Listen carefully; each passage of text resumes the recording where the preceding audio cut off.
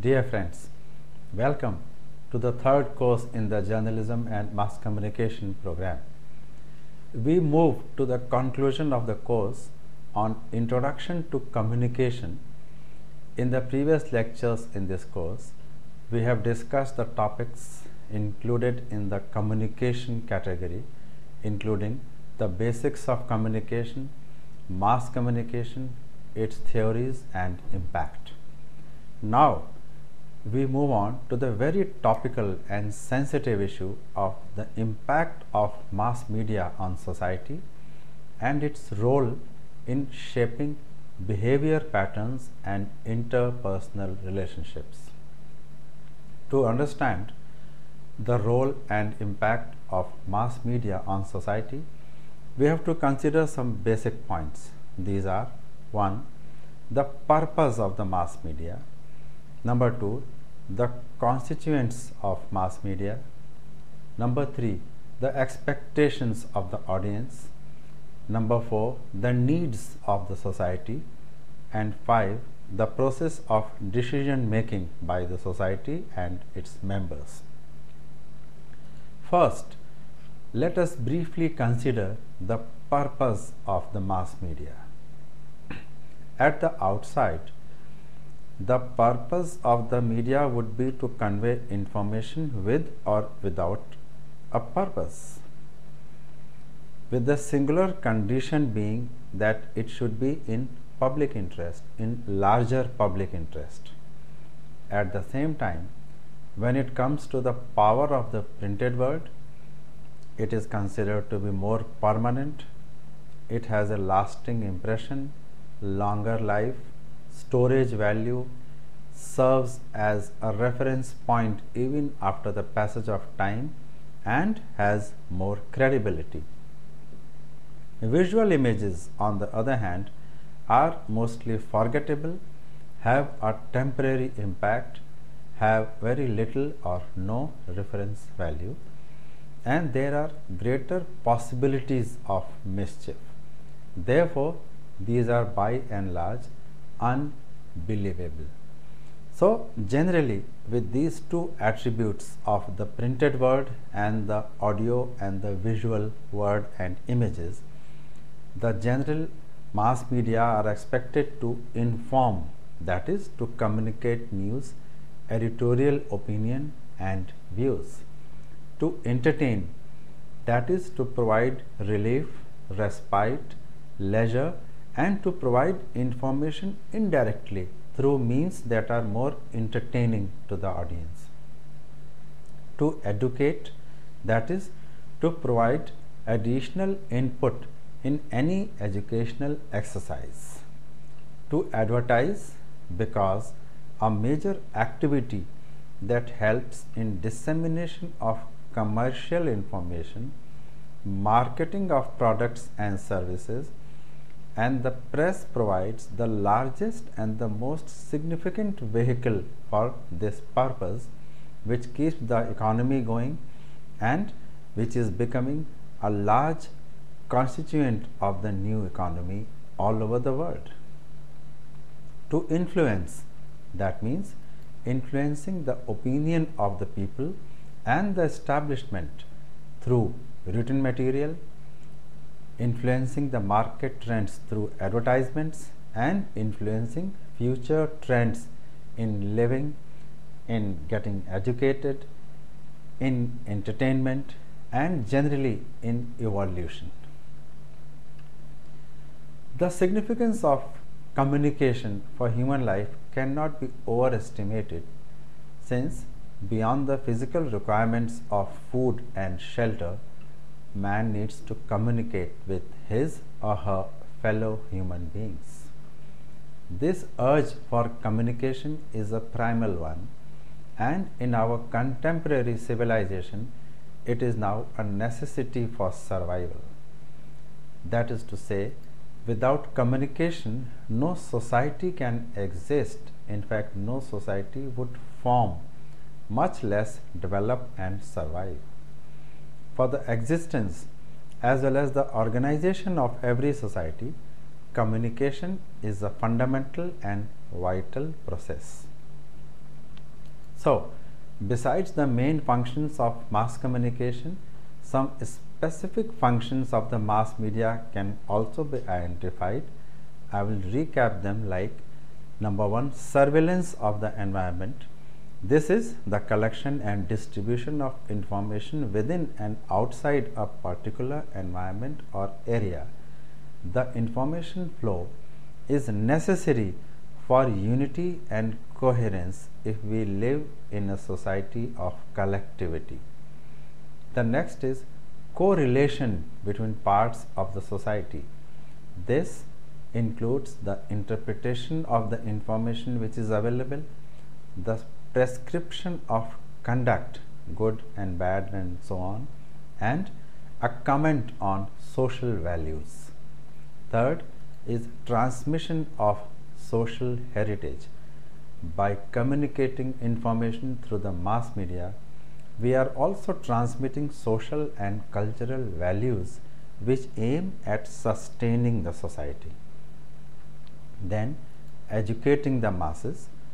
Education could be on the policies of the governments and on the rights and responsibilities that could be carried out through the mass media, and also an additional stream of information which could help in the formal education process that is conducted through schools, colleges and institutions. The entertainment function, that is, the mass media also entertain the public by providing emotional relaxation, intrinsic and cultural enjoyment, that is, a provision for momentary escape from day-to-day problems and killing of boredom. And lastly, the mobilization function. This function of the mass media is very important to developing communities everywhere. It seeks to bring the people together and helps to advance national development.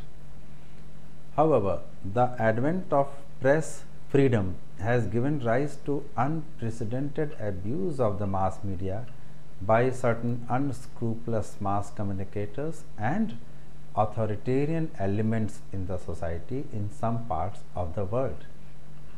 But then, these are the general purposes of the mass media, to not only inform but also to guide the thinking of the society and to uphold the certain sets of values and cultural values also. Now, what are the constituents of mass media? Mass communicators are impersonal. They are part of the institutions they work for, and they should not be blamed personally for what comes from the institutions they are working in. The credibility of the message is not for the individual communicator, but for the institution or the organization that sends it. Thus, mass communication deals with a collective sender on one end. For example, a newspaper, that is a source of the mass communication exercise for large sections of society everywhere, is not produced by one person. The newspaper is the end result of collective efforts of reporters, editors, typesetters, computer operators, proofreaders, designers, the printers, the machine people and so on. Now all these must be, and indeed they are, well-trained persons, and the same applies on other mass media organizations also, such as television, radio and films, where you have scriptwriters, actors, directors, producers and technical personnel. However, the presence of unqualified, unscrupulous and dishonest elements in the mass media cannot be ruled out. In fact, it has been noted in various parts of the world, and these elements serve their own narrow agendas other than to serve the communities they are supposed to educate, inform, entertain and mobilize for development. So, while mass communicators are impersonal elements and they carry and represent the credibility of the organization. There could always be elements within the organizations which are not serving the agenda of public interest. Feedback, incidentally, is also a very crucial constituent of mass communication. The specific method of feedback could be in the form of letters to the editors, calls, complaints, rejoinders, reviews and articles and so on. This method takes time to be gone through and it is often volunteered. The process of feedback is either conducted by a certain specified set of people who go out and collect feedback, otherwise it is a voluntary response on the part of the audience. Incidentally, not everybody in the mass audience has the capability to give feedback, and in such cases the feedback is often presumed according to the interests of the sender. Number 3, the expectations of the audience. It is seen that as the people's expectations from the government, the legislature and the executive and the judiciary are not fulfilled, they need to seek redress elsewhere and the need grows stronger.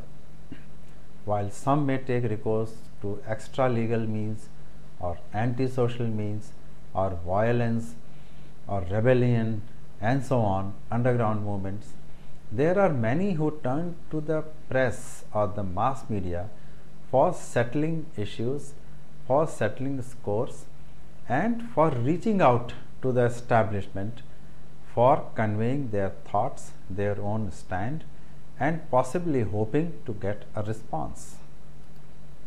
Today, in addition to getting informed, people turn to the mass media for basically the following needs: informing the world of their activities through their organizations, associations, institutions and so on, seeking the participation of people in their activities such as invitations to seminars, workshops and meetings, telling the world of their achievements such as winning laurels, honors, prizes, telling a story from their point of view by issuing letters, statements and articles about their grievances. And in brief, we can see that the expectations of the people from the mass media could be for the purposes of self-glorification, criticism or condemnation of others and rivals, winning of favors, establishing credentials, exploiting a situation to their favor, upholding or expanding commercial interests, religious or community interests, social service, or simply for passing on information. You can recall how people go to the newspaper and for what purposes and on which occasions, and you will find that it is one or the other of the points noted here. Then the needs of the society. The responsibilities of the media are key to a democratic setup. Democracy is based on the mass participation of the people in the affairs of the government. A free press and the media are therefore essential instruments of openness in society. However, we should remember a vital saying which goes, quote, "Your freedom ends where anyone else's begins," unquote. The freedom of expression should not be allowed to degenerate into freedom of abuse.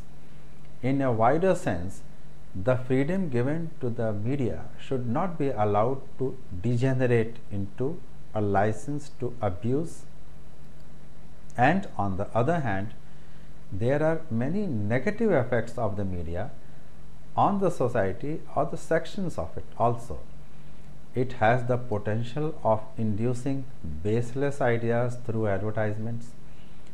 The advertisements could be used and are mainly used for the enhancement of business purposes, but there is always a possibility that the readers or the viewers may consider the advertisement method to be correct, and that is why the impact of the media could go haywire. The young people also have a tendency to imitate certain scenes or visuals or images or sounds from cinema and some other advertisements.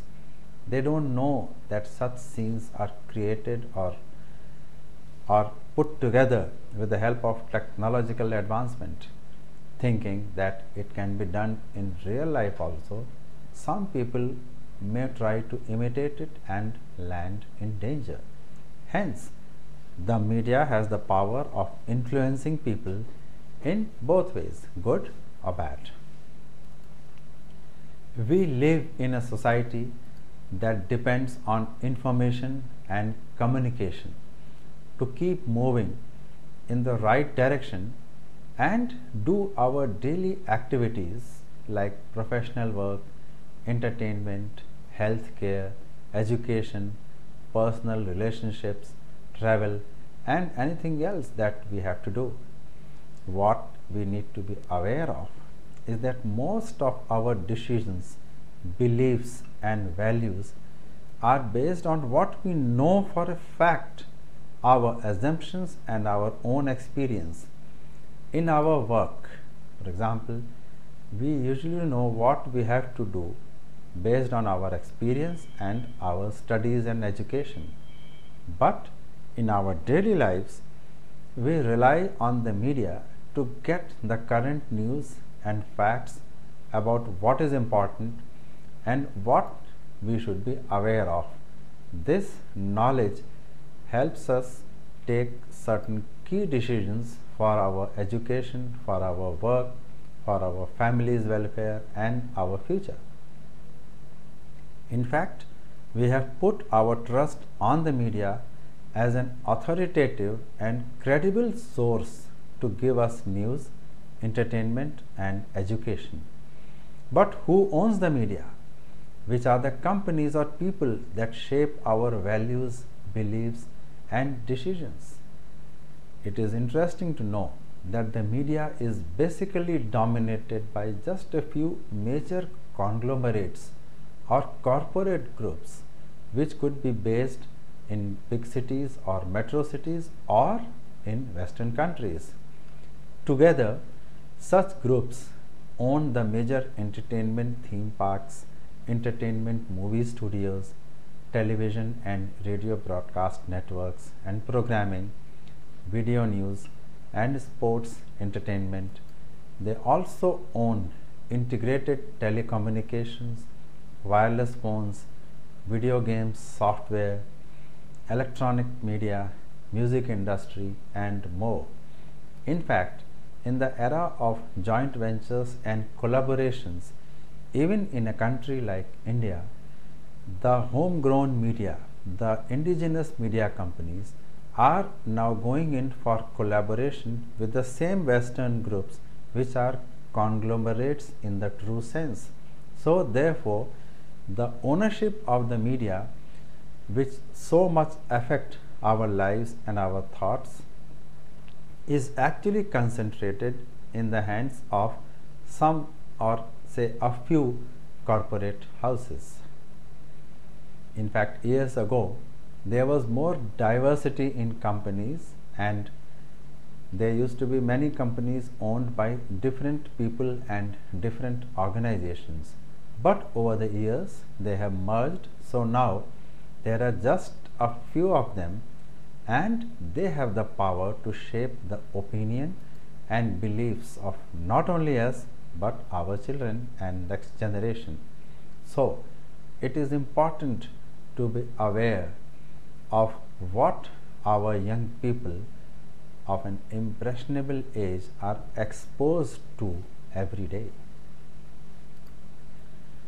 The media makes billions of dollars and rupees with the advertising they sell and that we are exposed to. We buy what we are told as being good. We make our buying decisions based on what we saw on TV, newspapers, or magazines. The media creates the ideal image of successful men and women and tells you through visuals in cinema or TV what the characteristics of a successful person are. It is actually a subliminal way to tell you that if you are not like them, then you are not successful enough.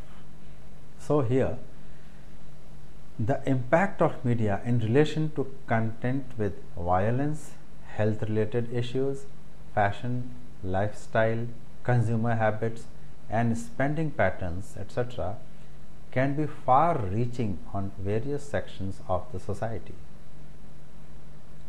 Now, what is the media's influence on public opinion? This influence is of much greater significance as it has an impact that lasts beyond generations. The media can shape the public opinion in different ways depending on what is the objective. While one way is of direct impact through news and repetition of information, the other is through opinion polls and trends, especially in political campaigns. The candidates that can pay for more space and time on TV and more media exposure can have more influence on public opinion and thus they can receive more votes. In recent years, some very striking issues that caused a change in public opinion because of the way the media handled them pertain to the US strike into Iraq on the pretext of destroying weapons of mass destruction, the war on terror in the aftermath of the terrorist strike in the US, the global debate on climate change, and the economic slowdown or recession. In all these instances, the reality could have been far removed from what was given out by the media that played along. Yet, the debate did lead to the people at large to use these issues as turning points in their attitude towards the government. The next point is the media and the people's decision making process. Have you ever considered exactly how the media influences our decisions? Print products, publications, television, radio, internet, cinema, and advertising are easily accessible to many of the people on this earth. In fact, we accept it and we even expect it to be present to us every day, every moment probably. This means that the people controlling these things have access to billions of people and their homes and their minds and attention. They can quickly and easily get their messages across out to the masses. Rather than giving examples of how the media influences our decisions, let us take a look at the structure of some of the techniques that are used when the media influence our decisions. The first technique is repetition. Repeated exposure over time to similar messages makes it easy for people to accept them as true, and more importantly, act as though they are true even when they know the message to be false. Just consider how often television ads are repeated. The companies behind the ads are only too willing to pay for such repetition because it works. The impact is there for them to see in terms of an increase in sales and increased and better brand perception and ultimately commercial success. Then also think about political messages, religious tenets, business decision making trends, and economic ideas, and it becomes obvious how, through simple repetition, the media influences our decisions. In our own country, we have seen TV news channels often repeating certain statements or certain facts and figures and certain headlines a number of times in an hour or during a bulletin. It is very obvious that those messages last and remain imprinted on our minds for a long time to come. They are easier to recall, and through this process of repetition, in some corner of our minds or the minds of some viewers, a certain decision could be influenced. The next feature is the use and misuse of experts.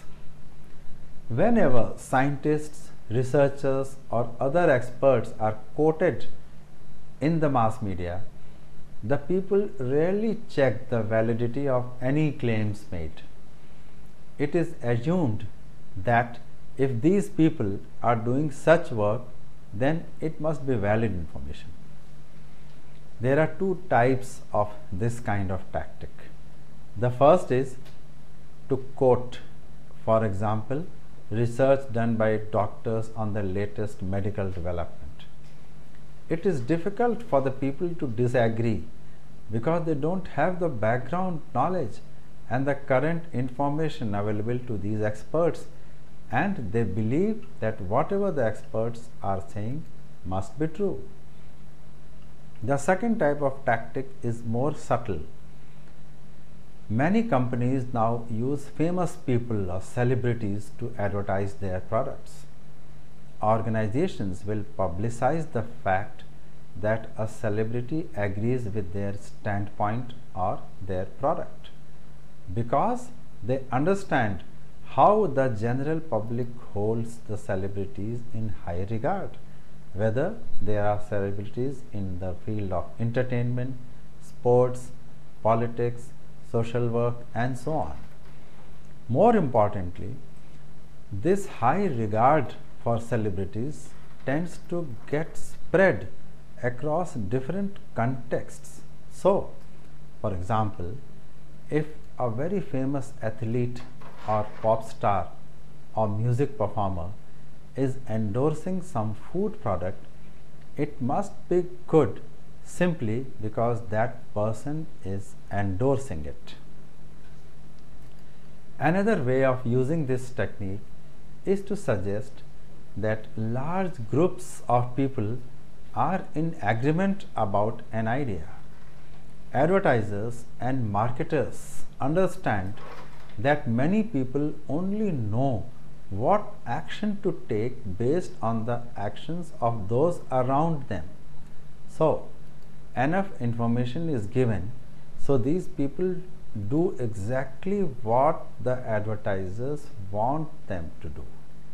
For example, the information given out is that 8 out of 10 people prefer a certain brand of soap or toothpaste.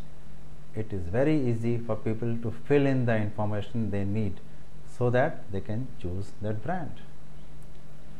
It is more difficult actually to have to think and ask questions such as which 10 people, who chose them, how were they chosen, and so on.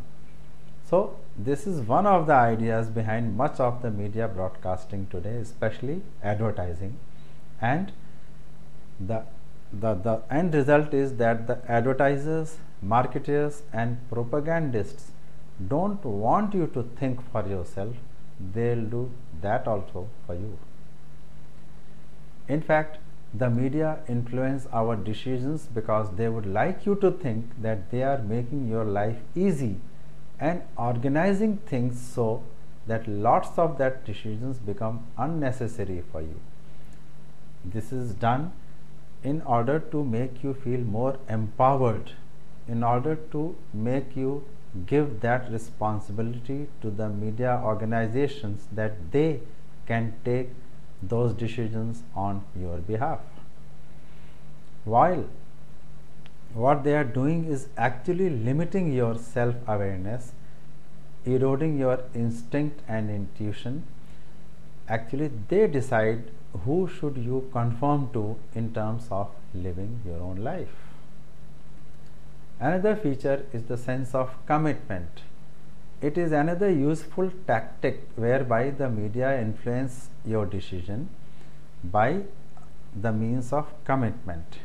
When people commit to something, they tend to continue in the same manner because they want to appear consistent, not just to others but also to themselves.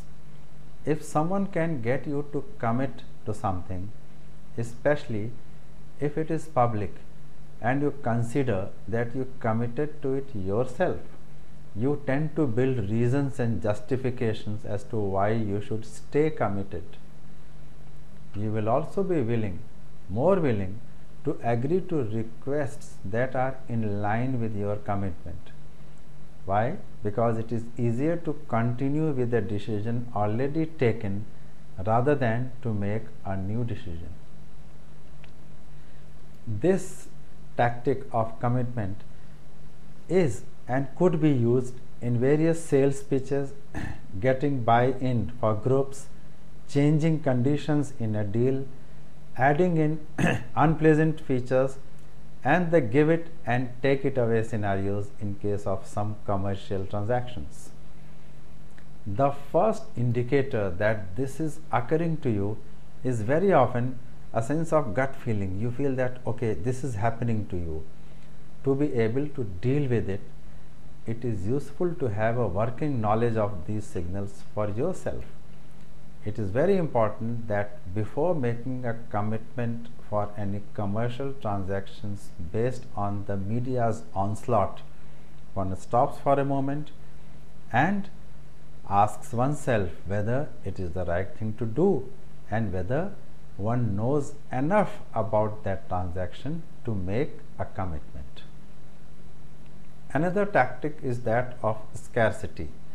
Somehow, for human beings, when something becomes scarce or limited in supply, it becomes more valuable.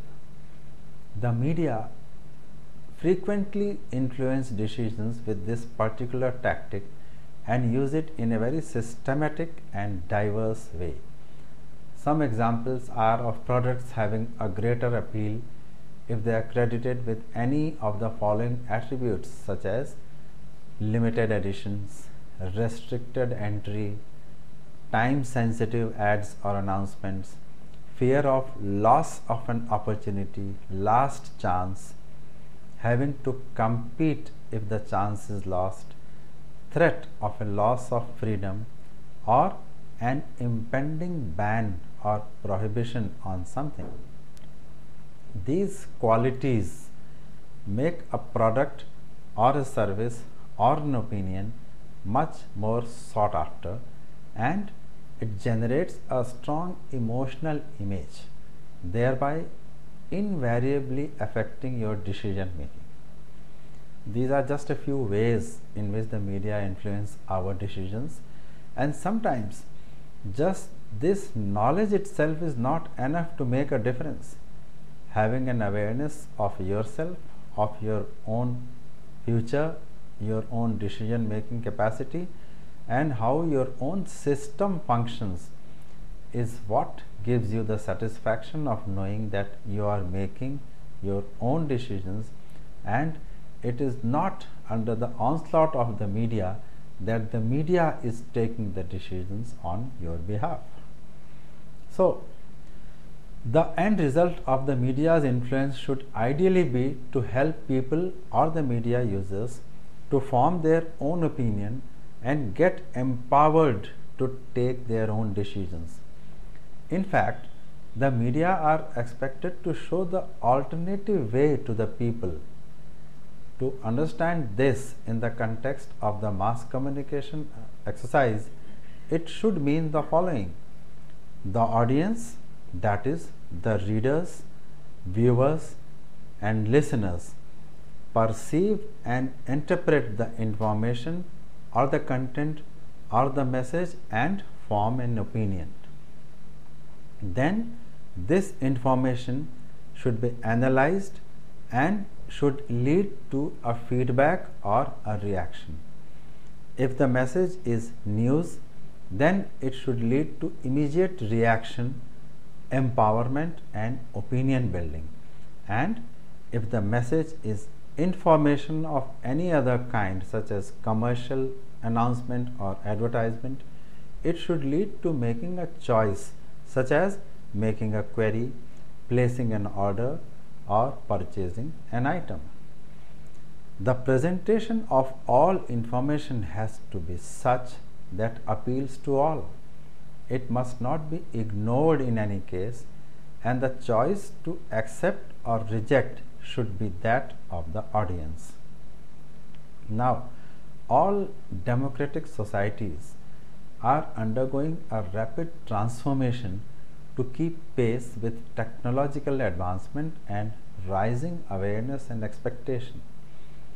This transformation, especially in the view of the changing economy, incorporates gradual and selective decontrol by the government and also the resultant processes of deregulation, liberalization, disinvestment, and creation of choice.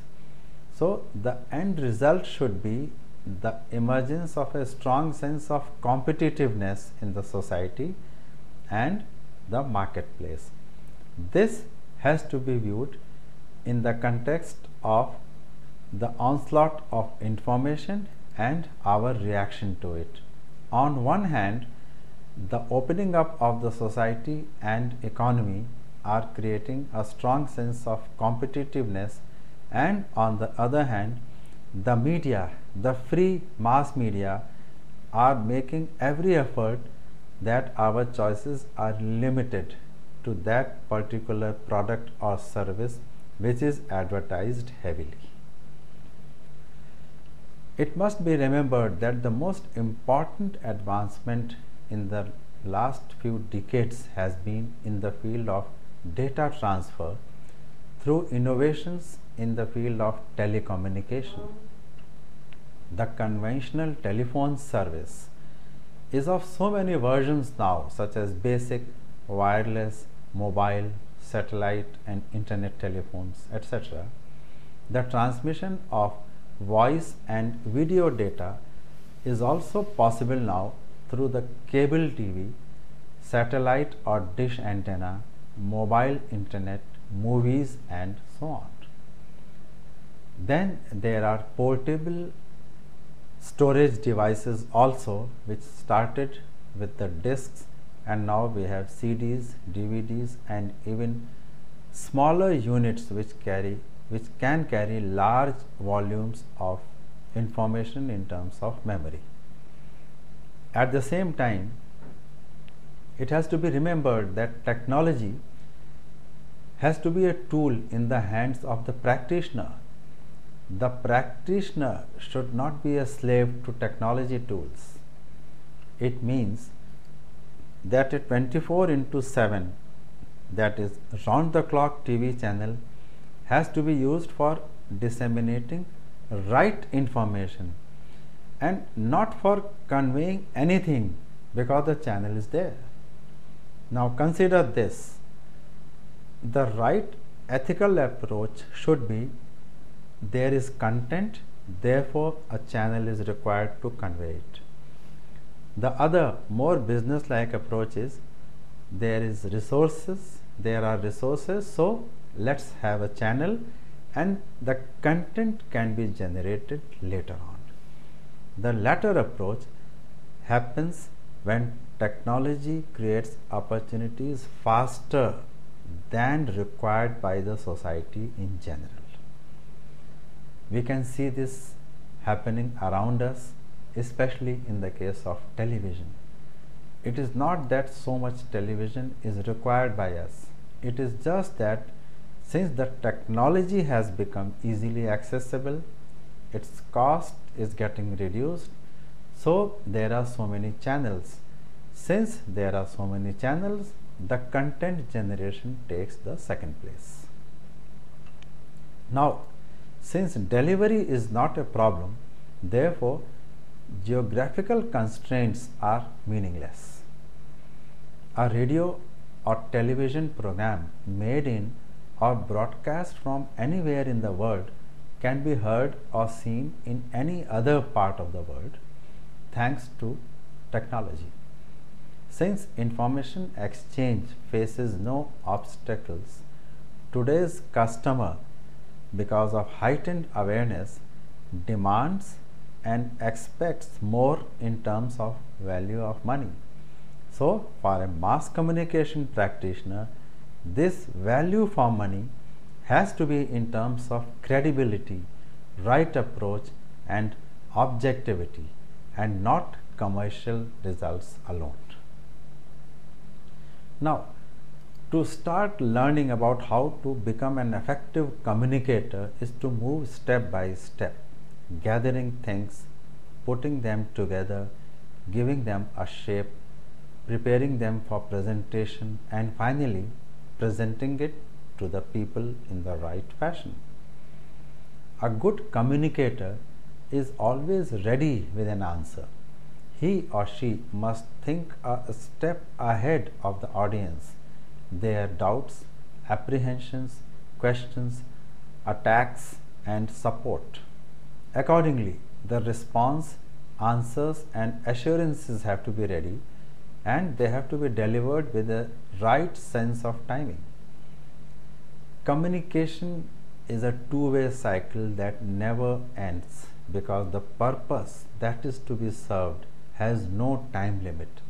It is an endless exercise. Once the purpose is achieved, another audience comes up, and in fact audiences keep coming up continuously even when the purposes are not served. That makes the exercise more complex and the task of the communicator more complicated. The exercise of looking for the right message, the right medium, the right format, and the right audience with the right feedback is a part of the search for values that upholds the ideals of choice, freedom, and democracy. Needless to say, such a search never ends. Now, shaping behavior patterns is another issue that needs to be discussed at this moment.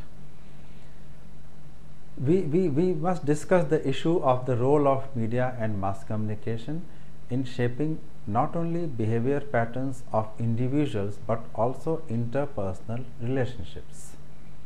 In this day and age, mass media is all over and all around us. It surmounts the activity of the people. It shapes, forms, and influences the buying decisions of the majority through its incessant advertising schemes bombarding our daily existence, and it seems that there is no stopping it.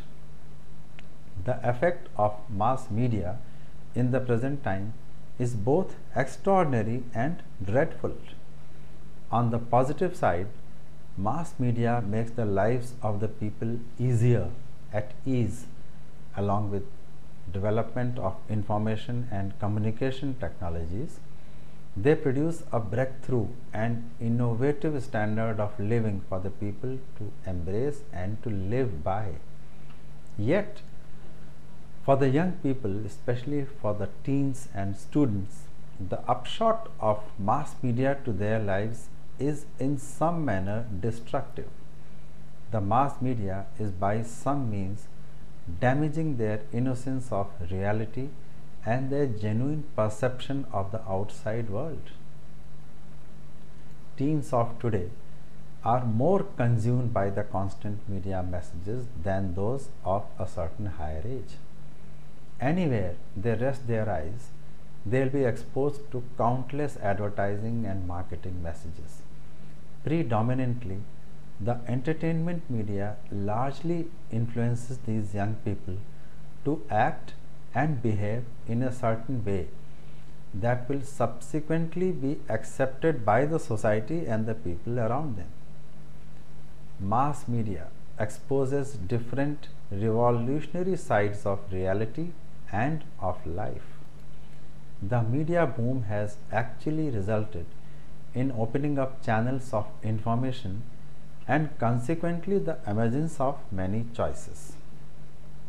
Be it the choice of education, career, institution, friends, workplace, relationships, or any other crucial decision in life, the media is always there to provide choices, and one has to choose the most suitable answer from among the choices put before one.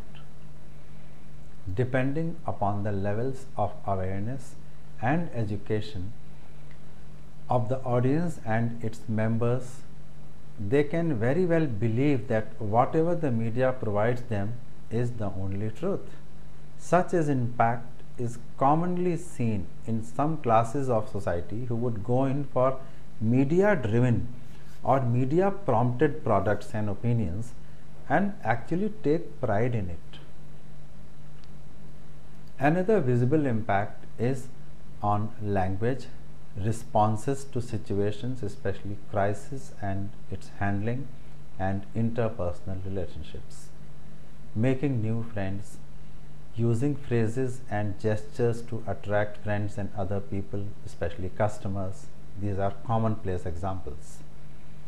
Another visible behavior change is in the manner of play acting or behaving in a manner that is imagined to be ideal.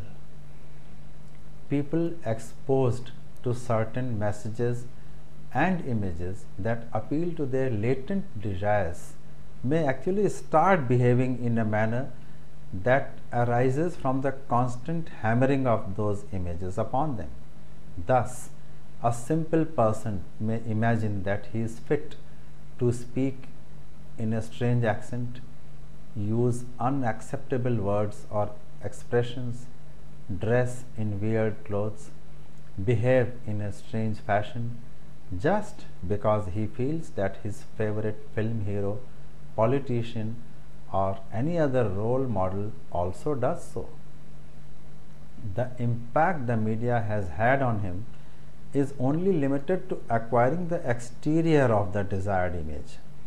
A sense of identity is what such people get, which is increasingly becoming a problem of a large number of people in today's society of fast changing value systems. Repeated exposure to the media changes human behavior as well. Values, both personal and societal, are the focus of any mass communication exercise. The methods used to relay information are based on how values are formed, structured, and directed within our minds. Research within psychology, marketing, and communications all combine to give us an understanding of how media interacts with the society's value system. Based on structured methods that work on values, attitudes, emotions, and behavior, the effects of mass communication can be predetermined and put to use according to different needs. A person's value system is built on pre-learned patterns of how to identify people and things in an environment and how to interact with them. Patterns that carry an emotional overtone have the most impact on a person's value system. Mass communication medium like television and newspapers affect us on a daily basis. Over a period of years or decades, the media's portrayal of such images becomes a means by which value systems can indeed be changed. It was nearly 4 decades ago that the media academician Marshall McLuhan advanced the revolutionary thesis that the medium is the message. His idea was that each medium of communication produces social and psychological effects on the audience, particular social relations, and particular form of consciousness or the way of thinking that are quite independent of the content being transmitted. These effects constitute the message of the medium. This famous phrase is widely quoted even today, if it is not widely understood. But it remains a most important theory in media history that the mere presence of the television, for example, is a message in itself. So, television as a medium becomes the message. Radio as a medium becomes the message, regardless of the content that would come through the radio set. The only way we can take control of technology and make it serve the desire of the people for a better life is to ensure that it works for our interests. In the same way, the negative impact of the media on the children is not intrinsic to the media, but it grows out of the ways the media are used by them. For instance, much of the content of commercial TV shows may have a negative effect on the children's social attitudes. Television watching can become a passive activity if the adults do not guide the viewing of TV by their children. In conclusion to this, it can be said that the media can be used to promote social growth and thinking skills, and television and the newer electronic media, if used wisely, could have great positive potential for learning and development if the children are guided to view it and acquire different mental skills in addition to those developed by reading and writing. Television indeed is a better medium than the printed word for conveying certain types of information with the help of visuals and sound, and it makes learning available to a group of children who do not or could not do well in a traditional classroom situations, or even to people who cannot read.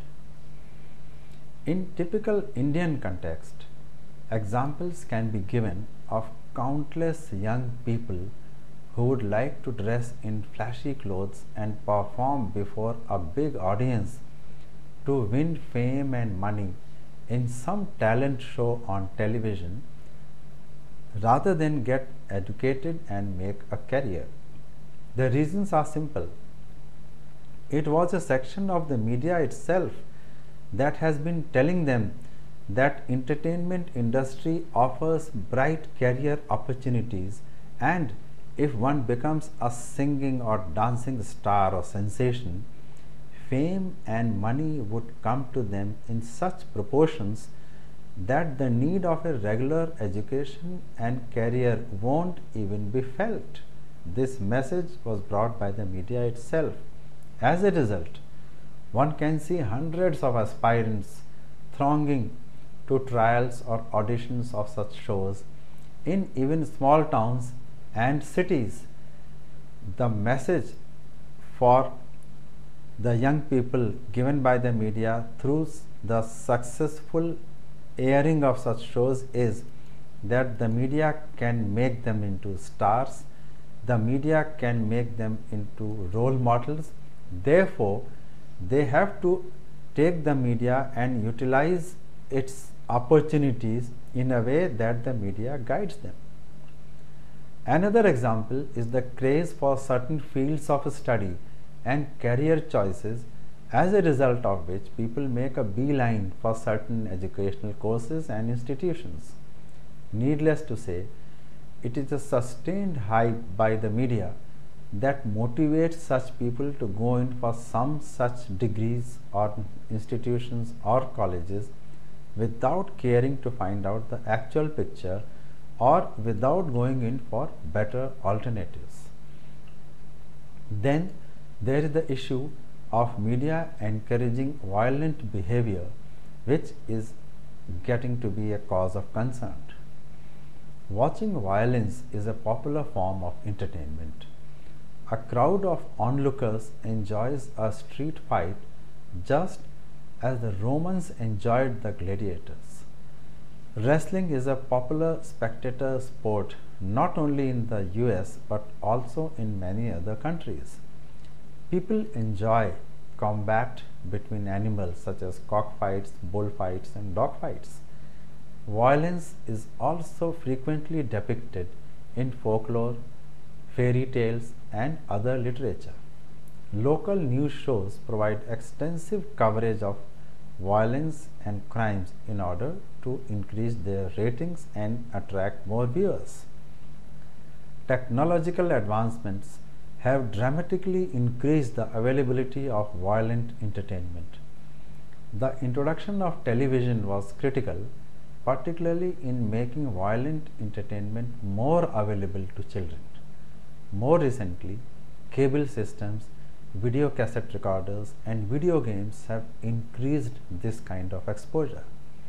Handheld cameras and video monitors now make it possible the filming of actual crimes in progress.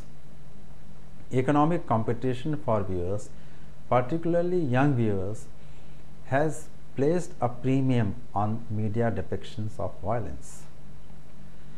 In fact, not long after the introduction of television in American households, there occurred a dramatic increase in violent crime. Some scholars and commentators see a causal connection. The most common argument is that children imitate the violence they see on television, and violence usually refers to physical aggression. Aggression is usually defined as any behavior involving an intent to harm another person. Some studies of media effects, however, examine behaviors that do not involve an intent to harm but only to imitate.